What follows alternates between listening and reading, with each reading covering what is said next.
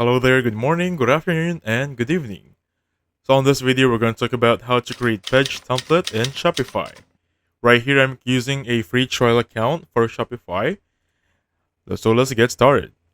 First thing you're going to do is go to online store and the one that says themes, make sure you're in here.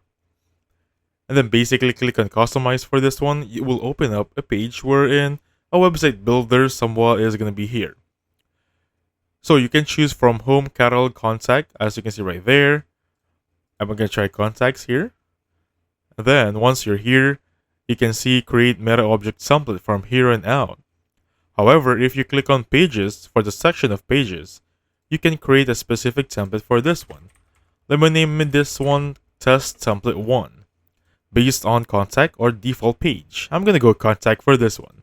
Create template, and I have successfully created one template based on this one. Now if I go back here and then choose for pages right there, you'll see under contacts, if I click on that one, under template, I'm going to have the test template 1 right there. Click save, and I've successfully created and used a page test template, or basically a template for your pages. And basically that's it. So thank you so much for watching. I'll catch you guys on the next one. Goodbye for now.